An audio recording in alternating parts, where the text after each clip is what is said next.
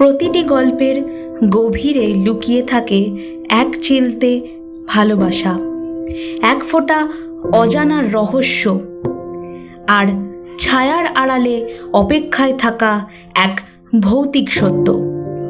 স্বাগতম আমাদের YouTube channel গল্পের ত্রয়ীর অজানা জগতে। আমাদের আজকের গল্প চন্দননগরের এক পুরনো বাড়ি। কলকাতার এক বেসরকারি বিশ্ববিদ্যালয়ের ইতিহাস বিভাগের 3 জন ছাত্রছাত্রী, অর্পণ, মৃন্ময়ী আর অভিজিৎ, তারা পুরাতন স্থাপত্য ও লোককথা নিয়ে গবেষণা করছিল। হঠাৎ একদিন বিশ্ববিদ্যালয়ের পুরাতন সংগ্রহশালা ঘাঁটতে গিয়ে তারা পেয়ে যায় একটি শতবর্ষ পুরনো মানচিত্র, যেখানে রায়বাড়ির অবস্থান চিহ্নিত। মৃন্ময়ী যে কুসংস্কার নিয়ে থিসিস করছে এবং রায়বাড়ির আশেপাশের লোকগল্পগুলো তাকে তীব্রভাবে আকৃষ্ট করে। আর অভিজিৎ, যদিও সে প্রযুক্তির ছাত্র, ইতিহাস ও সাংস্কৃতিক ধ্বংসাবশেষে তার আগ্রহ বেশ প্রবল। এই গোটা অভিযানের পরিকল্পনাটাই ছিল তার মাথায়। আর তৃতীয় জন, অর্পণ, সে ছিল একজন বাস্তববাদী এবং দলে সব সময় নেতা হিসেবে থেকে সাহস দেখায়।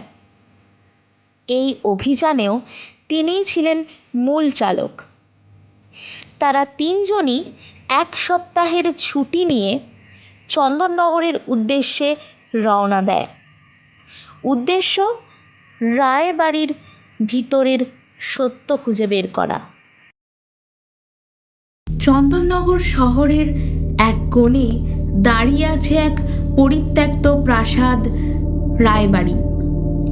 চারপাশে লতা পাতা, ভাঙা জানালা আর অদ্ভুত নীরবতা যেন তাকে ঘিরে রেখেছে।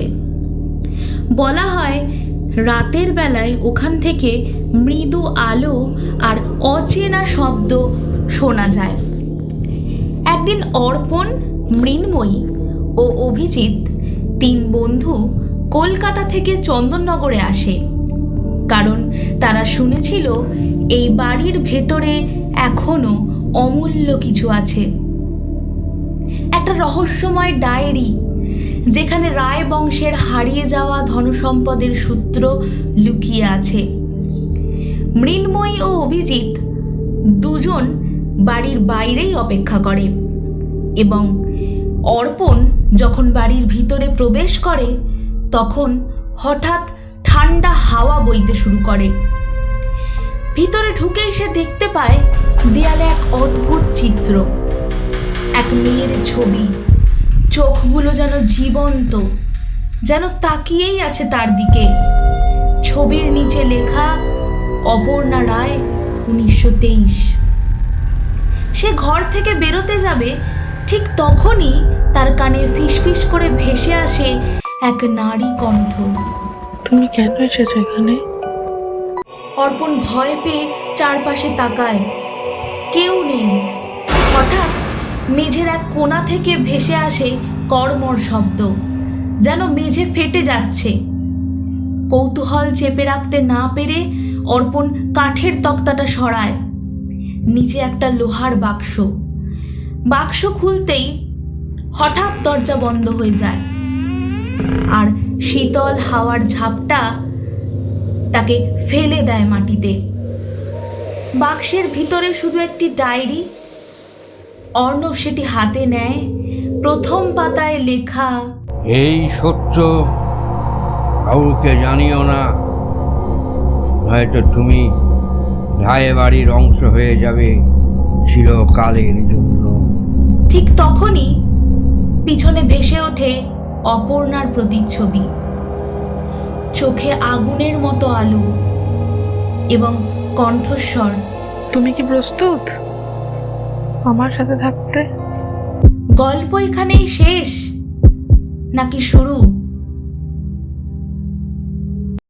আমাদের প্রথম পর্বে গল্প পাঠে ছিলেন আত্রেয় মিত্র অর্থাৎ আমি, অপর্ণা রায়ের চরিত্রে ছিলেন মৌসুমী মুখার্জি এবং রায়বাড়ির বড় ছেলে অর্থাৎ ডায়েরির লেখাগুলো যিনি পাঠ করেছেন শ্রী অশোক কুমার মুখার্জি এবং গল্প লিখনে ছিলেন রণজিৎ ঘোষ। তাহলে দেখা হচ্ছে পরবর্তী পর্বে। আমাদের প্রথম পর্ব যদি আপনাদের ভালো লেগে থাকে তাহলে অবশ্যই চ্যানেলটিকে সাবস্ক্রাইব করে বেল আইকনটি অন করে দেবেন, যাতে পরবর্তী পর্বটি আপনাদের কাছে সবার আগে পৌঁছে যায়। ধন্যবাদ।